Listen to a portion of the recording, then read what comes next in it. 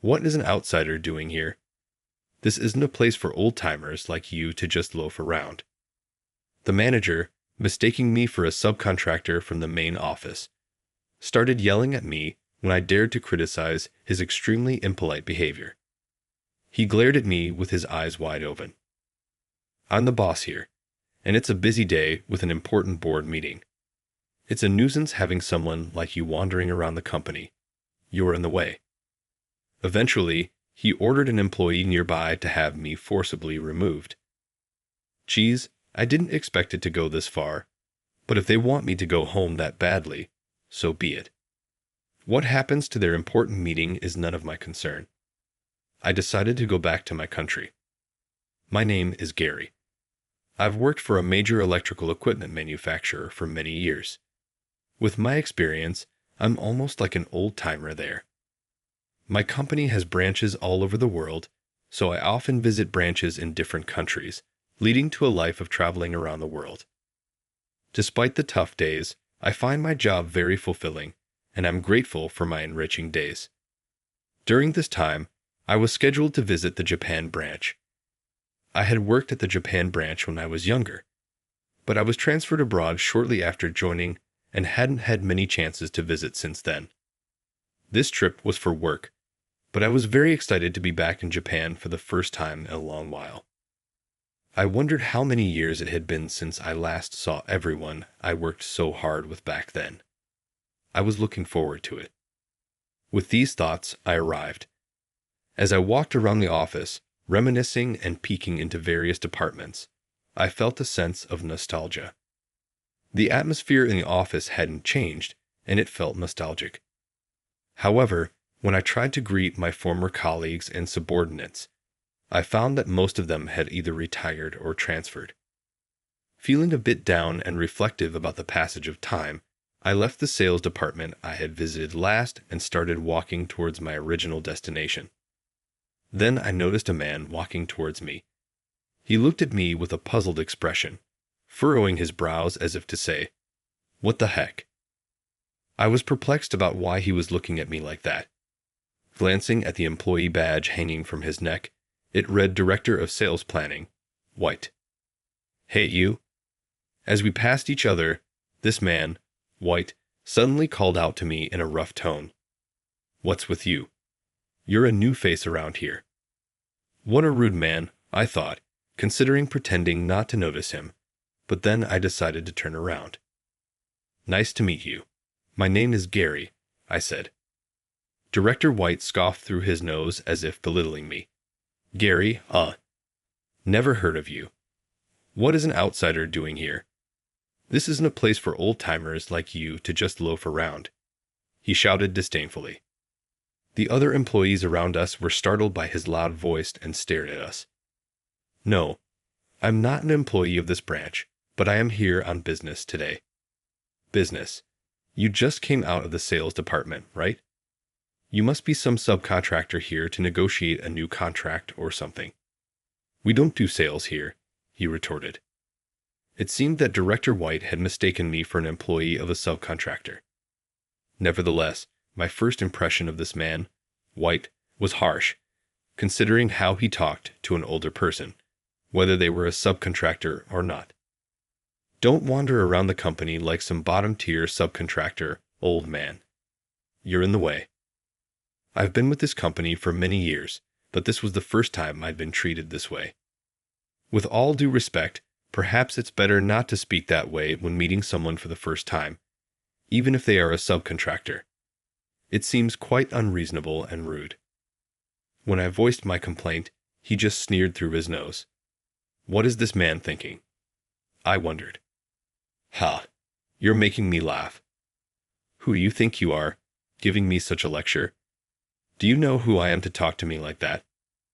"No, so there's no need to speak like that." What a noisy old man. Do you even know what day it is? Today is an important board meeting day that I, the director, am managing. It's busy. So what? Does that justify being rude? Having someone like you wander around the company on such a day is a nuisance. You're Anne. I was cut off while still speaking. His fierce demeanor left me speechless, shocked that such a barbaric person could exist in the Japan branch. Hey, you, standing there staring blankly, get this annoying old man out of here now. Yes, sir. Directed by Director White, a large male employee hurried over and grabbed my arm. Hey, wait, stop. And just like that, I was unceremoniously thrown out of the company. Standing there for a while, I just stared blankly at the employee entrance from which I had been expelled. As I was being pushed out, I could hear the whispers of the employees around me. Director White is yelling again. Just leave it be. It's always the Gary. If we get involved, we'll get the backlash too. Exactly. Let sleeping dogs lie. I don't know who that person is, but they've caught the attention of a troublesome one. And White at that, of all people. I could tell that this man, White, had a reputation. But what on earth is happening at the Japan branch? When I was there, it was brimming with lively, talented people. And there surely wasn't anyone as selfish as that. The employees I just saw also seemed scared, as if fearful of something. Then, without accomplishing my original purpose, I wondered what to do next. I left the Japan branch to head to the airport and returned to my base in Germany. Just as I was taking a moment to rest, my phone rang. It was the president of the Japan branch. Hello, this is Gary. President Gary, I'm glad I got through. Where are you right now? Why didn't you attend the board meeting? I'm sorry I couldn't make it. Actually, I did go to the Japan branch. I was walking around the office to greet my colleagues before the board meeting when suddenly I met this man, White, and he started yelling at me. What? What do you mean, President Gary? You met White. From his surprised tone, it seemed he had no idea about what had happened, indicating the incident hadn't become a rumor within the company. He seemed to mistake me for a subcontractor. He told me I was in the way and started raging at me, so I was forcibly removed from the company. I went straight back to Germany. What? President Gary, I am terribly sorry. Even over the phone, I could tell he was deeply bowing his head. I had no idea such a thing had happened, and that I was being so rude. What an irreparable discourtesy. I am truly sorry. No, you shouldn't be the one apologizing for this incident. I can't believe President Gary was subjected to such a situation. I apologize profoundly, though I was unaware. The urgency and regret of the Japan branch president came through over the phone, conveying the gravity of his mistake. But it's understandable why things turned out this way. In fact, I am the president of the German headquarters of this major electrical equipment manufacturer. I moved to the headquarters in Germany at a young age and have gained extensive experience over the years. While working, I learned about the latest knowledge and economics in this industry daily, quietly improving performance, doing the best I could, and making my mark. Even when the management of the German headquarters was in crisis, I managed to turn things around successfully. Of course, I couldn't have done it alone. It was undoubtedly thanks to the employees and colleagues with whom I exchanged opinions, clashed, and honed skills. From there, I gradually got involved in expanding our business worldwide, achieved results, and was able to grow to this point. For these achievements, I was recently appointed as the president of the German headquarters. My visit to the Japan branch this time was to make my inaugural address at the board meeting and to decide on a strategy for strengthening management in Japan as my first initiative as president. From what I've seen, it seems like the situation inside the Japan branch isn't very good. Is there a major problem? Yes, you are right. We currently have a troubling person on our hands. I hate to ask over the phone, but can you tell me about the situation? Well, yes, I'm embarrassed to say, but as you may have noticed, Gary, that man, White, is a person of concern at the Japan branch. The president of the Japan branch confided with a tone that suggested he was quite troubled. And you're saying White acts like an excellent employee in front of me, or those above him. But he's a problematic person. He's somewhat difficult with subordinates and clients. Yes, I felt something was off about him at that time too, but he's indeed a problem child at work. Then, yes, at the board meeting we expected you to attend, White presented an important strategy, which was approved. I see. So that's why Director White was so anxious before the meeting.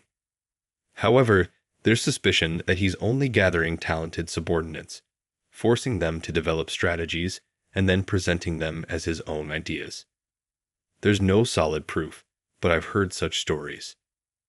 I see. So he's trying to climb the career ladder by claiming others' achievements as his own. Quite a shallow person to be a director at the Japan branch.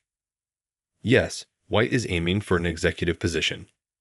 There are rumors that he's stealing the credit from colleagues and subordinates to build his achievements, but there's no proof. Without intervention, White will undoubtedly be promoted to an executive. He's very calculating. But if that's true, it's a serious issue. There could be complaints and even explosive situations among the staff, which could disrupt the company's discipline. White is the main problem, but I also think the Japan branch president, who had a hunch but did nothing, is at fault. So I reprimand him after telling him that we cannot let this go unchecked. Yes, I have to admit there were faults on my part for not controlling White. I never imagined he would go this far. You said there's no proof. Our first priority should be to thoroughly investigate this man, White, to understand the extent of the truth. If the rumors are true, we'll find solutions together. Understood, President Gary. Thank you. I will closely monitor White and uncover the facts. I ended the call with the president of the Japan branch about a month later. On the day of the Japan branch's board meeting, I landed in Japan again and was in the meeting room at the Japan branch. President Gary, everything is ready, so I'm looking forward to today. It must have been hard to gather all this information. You've done well. Thank you for your efforts. As the executives began to gather for the meeting, White also arrived, seeming very pleased with himself, as if he expected his promotion to be confirmed at today's meeting. White, come over here for a moment, the president of the Japan branch called him. White noticed me, and our eyes met. What? Why is that old man from that time here? Wasn't he a subcontractor? White muttered to himself as he approached. Director White, long time no see. This time, I was able to attend the meeting without being dragged out by you, and it wasn't in vain. Last time, you treated me as a bothersome old man, and I couldn't pretend. White, looking utterly pitiful and confused, seemed to be asking the other executives around for an explanation. Well, calm down. I'm not just some lowly subcontractor old man. It seems you didn't know, but I'm the president of the German headquarters. Understand, Director White. I patted his shoulder lightly. The German headquarters? Are you really? I heard you were Japanese. No way, you're joking, right? White's panic was almost like something out of a drama, and the unaware executives started to murmur among themselves. You treated me quite arrogantly the other day, remember? You told me, an old man, to get out and hurled terrible insults. Hey, what? Not at all. You must be mistaking me for someone else, White stammered, trying to feign ignorance. Don't joke with me. You don't even know my face, and you call yourself the director of the Japan branch? Don't make me laugh. I've had you investigated thoroughly this past month. It seems we have quite a bit to report. You investigated me? I haven't done anything wrong. What is going on? White's voice rose in panic. After that call with me, the president of the Japan branch was ordered to secretly form an investigative team within the company. They thoroughly monitored you, conducting daily interviews with employees to scrutinize your work, words, and actions. I raised my voice for a moment, but reminded myself to stay calm and began reading the report in a composed tone. It seems you've been pushing employees you dislike into dead-end jobs. No, that's not true. You've been spreading false rumors and scheming to make it impossible for them to stay at the company. Some were even harassed into resigning. Who made up such a story? I have no recollection of such things. It's not just the employees who were sidelined at reporting to us. I frowned as I read the characters written in the report. There have been reports of sexual misconduct from female employees. They say you touched their heads when no one was looking, persistently invited them to dinner alone, and when they refused, the harassment began the next day. There are countless incidents. White's facade of composure changed dramatically. Don't joke with me. Who would believe such bluff? I don't remember inviting anyone to dinner, and I'm certainly not desperate enough to hit on any of the women at this company. White protested loudly, sweat forming on his forehead. The people who ended up in dead-end jobs chose that themselves. It wasn't my fault. They were just incompetent. I was appalled that even now, White was still making disparaging remarks about the employees. That's not all. You hardly do any work yourself, pushing it onto your subordinates instead. Because of you, they often have to work overtime. They're not just doing their own jobs, but yours too, and yet.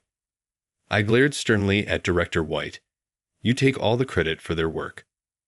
That's a false accusation. Is it really false? I hear that the strategy you submitted and got approved wasn't actually your idea. Don't spout nonsense. That was definitely my plan. I worked on it, sacrificing my sleep. Someone must be jealous of my ideas, holding a grudge, and making up these false reports. But there are more reports of your wrongdoing. It's also come to light that you've been misusing company funds for leisure. Do you still intend to deny it? Hey, give me a break. Misusing funds for leisure. It was business entertainment. It's because everyone else is useless at bringing in business. I had to go and handle it myself. How is that playing around? White began to shout, glaring at everyone in the room as if he was throwing a tantrum. Enough already. You're all talk and a fool who can't do anything. Yet you treat valuable employees and subordinates poorly, pursuing your own selfish interests. You are the real hindrance to this company. Don't mess with me. You have no idea how much I've struggled for this company. The inconvenience I'm suffering from this false accusation is undoubtedly mine. How long do you plan to keep up this facade? It's disgraceful. Just stop it. Here's all the evidence. Everything has been thoroughly investigated. There's no escape for you now. I thrust a stack of reports at White. Watching the reports, I could see his complexion turning increasingly pale. Don't mess with me. When did you research all this? Damn it. All my hard work, White murmured to himself and then collapsed right there. The executives, the president of the Japan branch, and I just watched him in silence. Days later, White's mismanagement and misuse of funds became public knowledge. His dismissal was judged necessary due to his egregious behavior towards employees and subordinates. Leaving the company, the once assertive White had lost all his vigor in just a few days and appeared considerably thinner. What goes around comes around. I sincerely hope that White reflects on this matter and, in a new company, avoids repeating the Gary mistakes, returning to his original intentions and starting anew. Things ended this way, but I believe that White wasn't originally such a self-serving person. I trust there was a time when he, alongside his colleagues and peers, was earnestly striving to improve the company. He probably just lost sight of himself and couldn't stop his mistakes. In such a world, it's perhaps my true hope that this is the case. Let's revert the strategy that was credited to White back to the original creator's name and implement it. Also, for those who were forced to resign because of him, I'd like to offer reemployment and ensure that our current employees receive proper mental care. Yes, I understand. A new project team has formed, driven by creators who had lost their motivation due to having their achievements stolen by White. Now, the employees' morale is surging forward again. This company still has great potential to grow. From now on, I plan to engage more directly with the executives, employees, and subordinates currently with us, and aim for growth not just in the Japan branch, but across the entire company. President Gary is an incredible person. I respect him deeply. Moving forward, I will also engage more closely with our staff and strive to improve the company, emulating President Gary in fulfilling my duties. With White's issue resolved, the Japan branch should now be secure. I believe the days of employees living in fear are gone, and the Japan branch will become a lively and bright workplace. With this belief, I once again left Japan, grateful and proud to play a part in this company. I am committed to diligently fulfilling the tasks at hand. With this resolution, I continue to lead a busy life, not just in Germany, but spanning the globe. All right, everyone's presentations are done. Nick, the manager, said as he tried to move the discussion forward. Excuse me, I haven't. I recently found out something. Nick interrupted me and began to speak. There's apparently someone in this department who didn't graduate high school and is just a part-timer. Meetings should be for employees only. Absolutely right. His lackey, Mike, of course, agreed with Nick. I'm leaving. After leaving the meeting room, I started to shut down my computer. I noticed that an email had arrived, not in my personal inbox, but in the company's shared email. Thinking, there's no point in speaking up, no one will listen, I went home quietly. The next day, I heard a commotion from Nick's desk. He was staring at his computer screen, his face pale. Nick? Is something wrong? Mike looked at the screen with him. And he turned even paler than Nick. Why is he so angry? Knowing the reason for Mike's distress, I thought to myself, serves them right. My name is Adam. My mother passed away when I was in the 9th grade, and I was raised by my father. Well, you could hardly call it being raised. After my mother passed, my father changed. He drowned his sorrows in alcohol, and though he still went to work, he squandered our living expenses on horse racing. Because of that, I had to start working part-time as soon as I entered high school. Every month, I went to the convenience store with bills in hand that couldn't be auto-deducted from my father's account. Even though I endured it because I didn't want to be alone, I reached my limit in my second year of high school and dropped out. I found a live-in job at a distant inn. Thank you for everything. The day I left home, my father, still staring at the TV, spoke. Take care. That was our last conversation. Back then, 18 wasn't the age of majority, so I needed my father's permission to work, and I couldn't hide my place of employment. Yet, my father never visited me even once. I kept working just to survive, and before I knew it, I was 42. Years of hard work paid off, and I was transferred to the headquarters. I was thrilled to be recognized by the company, as I thought I'd be working in the field until retirement due to my lack of formal education. Listen up. Our work can change the future of our employees. Don't drag us down. On my first day after the transfer, Nick, dressed in an expensive suit, spoke sternly. There was a reason for this. Our inn was located in a prominent tourist destination, known so well that everyone in the state could sing its commercial jingle. At its peak, we had 5 locations within the state. But that was long ago. Due to financial difficulties and aging facilities, only the place where I had worked for many years and the original establishment remained. I was prepared to lose my job anytime, but now there was a glimmer of hope. With the rise of social media, the tourist area where the inn was located started gaining attention again. Depending on how hard the sales department, where I was transferred, worked, we could either thrive or be forced to give up this prime location to the new hotel chains continuously popping up. For Nick, who had switched careers from another industry to strengthen our sales, this was a battle he couldn't afford to lose.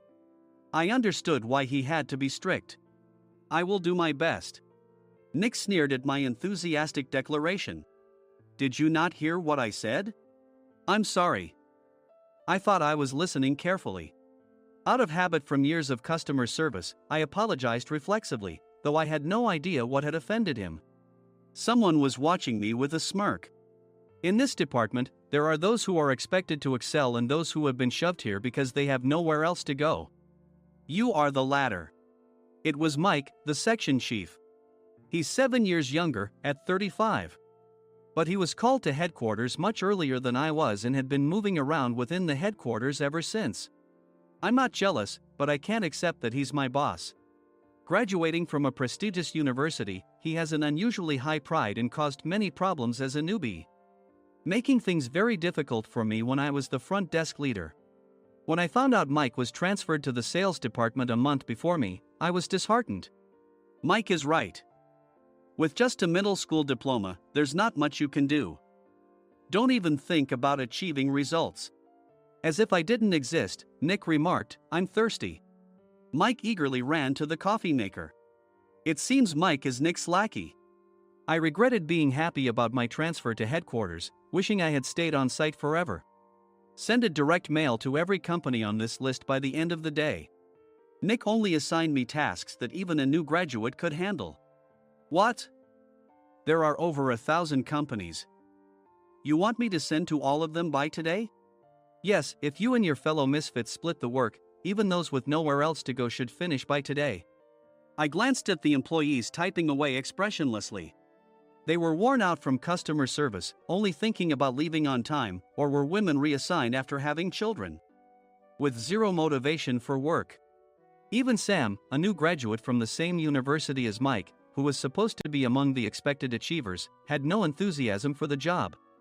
Having joined the company wanting to do customer service. "I don't care what they say, I plan to quit anytime," he said. Only Nick and Mike were highly motivated, making all the decisions between the two of them. I originally only wanted to work at the inn to survive and had no particular attachment to this job. I swallowed my words, thinking I had no right to reprimand them. About a month after the transfer, Nick told us with a frustrated look. To commemorate the 50th anniversary, we've decided to create a plan exclusive for one group per day. Originally, Mike and I were supposed to come up with it, but our president, Mr. Thompson, insists on hearing everyone's opinions. So, you all get a chance. As Nick explained, Mike began handing out prints. Make sure not to embarrass Nick. If your ideas are half-baked, you'll have to redo them. It seemed that they had printed his handwritten notes by Mr. Thompson, which included several questions and a section for free responses. It made sense why Nick had to seek our input, given that all responses had to be submitted to Mr. Thompson. We were given a week to think about it, and a meeting was scheduled to compile our ideas. My plan is to let guests enjoy both the old and modern America. Nick began the presentations. Guests would watch a master confectioner at a nearby traditional sweet shop make sweets in front of them. The welcome drink would be premium tea in a bottle. Nick's plan was certainly attractive. After his presentation, Nick called on us to present in the order we were seated. Just as I stood up for my turn. "All right, everyone's presentations are done." "Excuse me, I haven't. I recently found out something." Nick interrupted me. "There's someone in this department who didn't graduate high school and is just a part-timer." He was likely talking about me. I joined the company as a part-timer and was made a full-time employee when I turned 20. That was 20 years ago, so Nick and Mike probably had no chance to know until recently. Meetings should be for employees only. Absolutely right. After that, Nick kept creating opportunities to solicit everyone's opinions, purposefully excluding me from speaking. The meeting unexpectedly heated up and went past the scheduled end time. A few people asked to leave, and the discussion continued with the remaining few. Still here? Normally, you'd leave in that situation. Though I had no attachment to the job initially, hearing kind words from customers made me want to make them happier. For someone like me, with nowhere to go, the inn was my home and customer service was my life. I felt pathetic about my current self. "I'm leaving." I left the conference room and started shutting down my computer.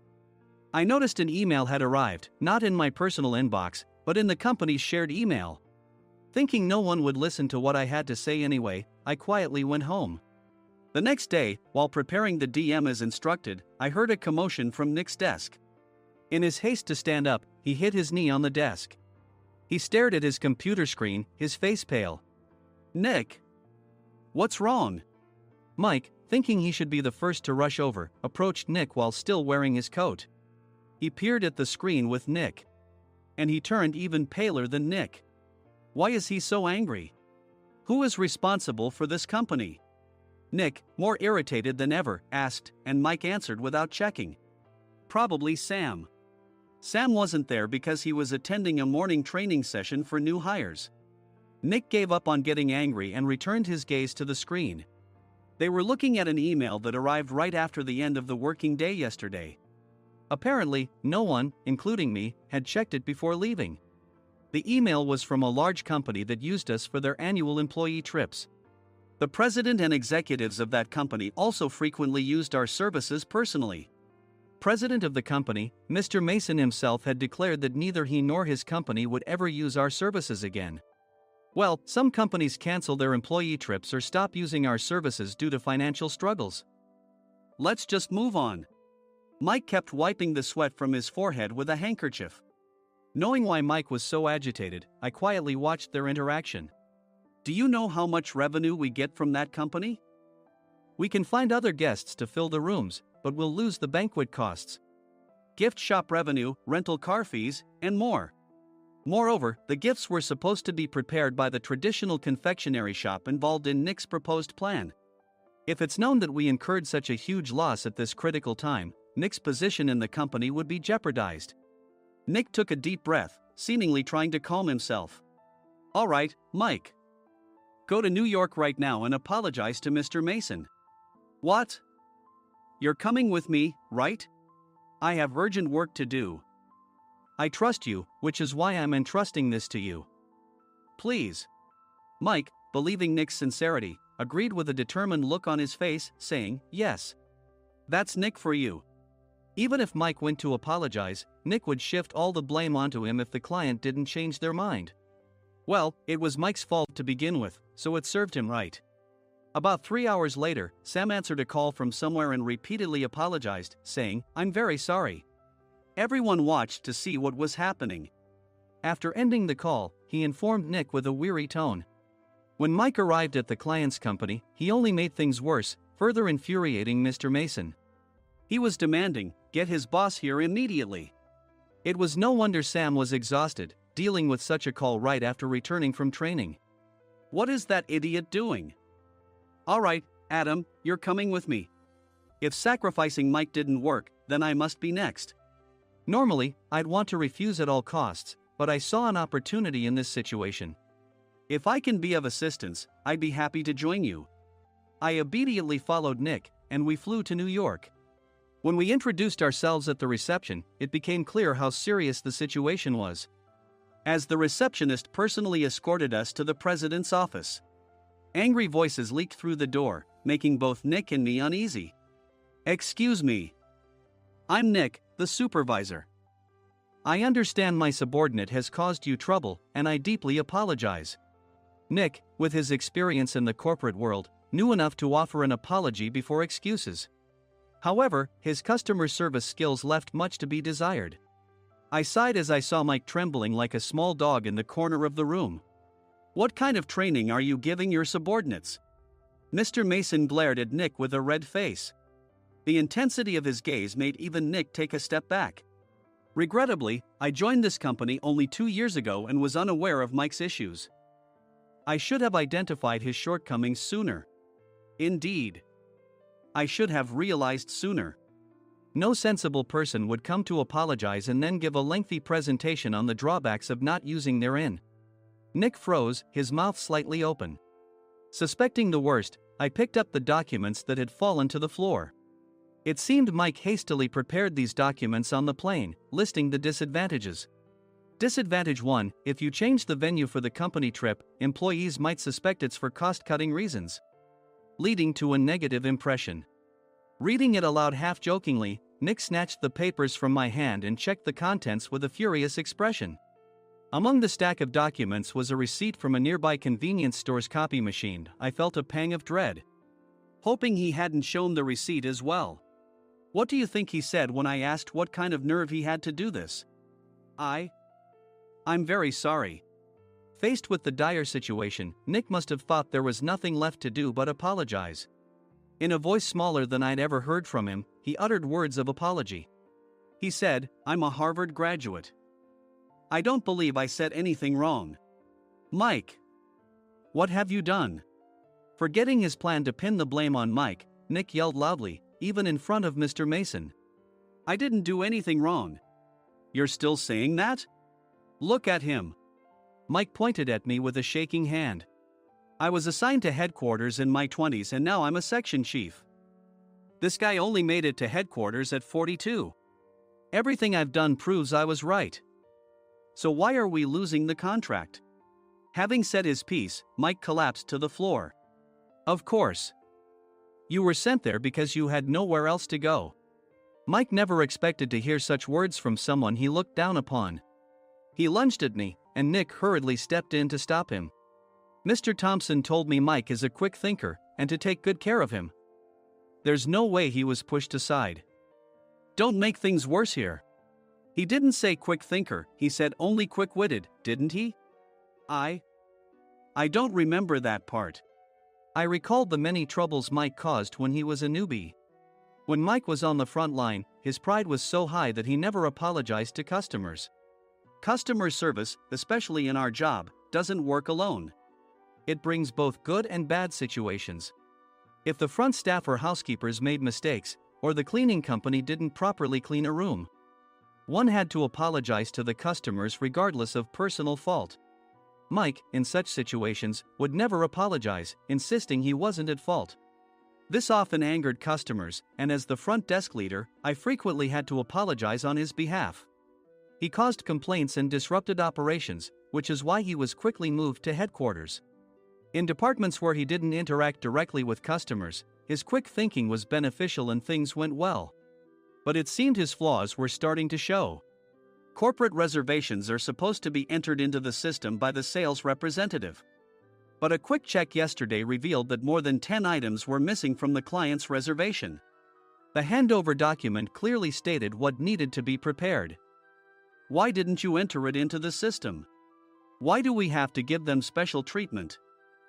Filling rooms near the banquet hall, setting up all the food in advance. Specifying the brand of wine, they're too demanding. No wonder he always angered customers, I thought, feeling a headache coming on. Grouping them in rooms near the banquet hall is for our benefit too. It makes it easier for the staff to set up beds and serve breakfast since everyone's schedule is synchronized. As for the other requests, Mr. Mason suggested them to lighten our load. I didn't know that. Nick finally seemed to realize that Mike was the one who had angered the client. What did you say to them? I just told them we wouldn't give them special treatment anymore. We shouldn't waste effort on things that don't bring in money. I was utterly exasperated at his lack of understanding of customer service. Of course, we shouldn't comply with unreasonable demands. But carrying over successful practices from past stays makes customers feel remembered and enhances their experience. Good memories encourage repeat visits. That's part of our job. I looked down at Mike, who was sitting on the floor. In our job, nothing is a waste. Mr. Thompson likely moved you to the sales department, hoping you'd finally understand this. How do you think he feels now that you failed to meet his expectations? Mike, tears in his eyes, fled the president's office. I was amazed he still hadn't apologized. You have it tough, Adam. It's okay, we're all employees of the same company. I deeply apologize for this disrespectful incident. Especially after all the care you've shown us. If it weren't for you, Adam, I really would have stopped staying here. When I heard you were moving to the sales department, I was willing to reconsider if you handled it. Seeing us talk so amicably, Nick's face contorted. Do you two know each other? Adam's service is excellent. I always requested him specifically. Normally, we don't accept specific staff requests, but we made an exception for Mr. Mason, adjusting my shifts accordingly. He had personally stayed at our hotel just before my transfer, and during casual conversation, I mentioned, I'm moving to the sales department soon. If I hadn't told him then, things could have been much worse. Please continue to take care of us. I look forward to it. On the return flight, Nick awkwardly offered me a can of beer. It's still working hours. Of course, I had no intention of forgiving him for a single beer. Nick might try to pin everything on Mike and avoid any consequences. While pondering this, a startling fact came to light. Nick, the tea bottles for the plan have arrived. I handed Nick a bottle labeled with our inn's name. They look good. What are you talking about? These are plastic bottles. I had assumed we would use the trendy, high-end bottling tea. But what arrived were ordinary plastic bottles of tea with customized labels. The only unique aspect was the label, which had the inn's name, making it look customized. Upon further investigation, I discovered that a substantial amount of money was set to be paid to the tea company. It was priced like bottling tea. Does this plastic bottle really cost $100 each? The tea inside is specially blended for us. The extra cost is for that. Wouldn't it be better to use another tea company? Or is there a specific reason we must use this one? As Nick continued to make excuses, I showed him a printed email. I informed the tea company's president, Mr. Mitchell, that we discovered irregular payments and he confessed. He said you two were high school classmates and planned to split the extra money. That idiot. Why did he confess? That's not important. You should worry about yourself, this could turn into a police matter. Opening the bottle cap, I suggested.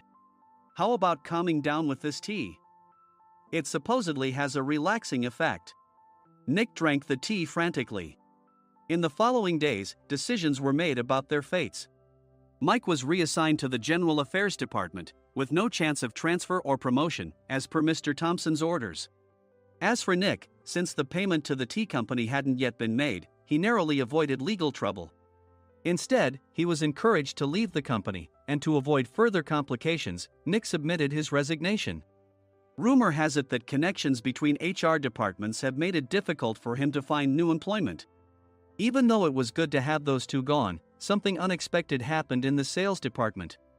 Everyone became motivated and united in refining the 50th anniversary plan. In the end, my plan was adopted. We collaborated with the Tourist Information Center to provide personalized guides.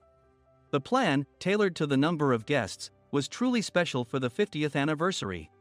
Hey, is Adam's family coming to stay? I immediately booked that special plan for my family. Sam noticed it on the reservation list and quickly picked up on it. Yes, I'm inviting my father. That's great. I might invite my parents too. I lacked the courage to face my father just as Adam. But here, with the confidence Mr. Mason praised, I felt ready. The 50th anniversary plan was a perfect opportunity to reconnect with my father. I hoped to bring back the days when we could laugh together as we once did.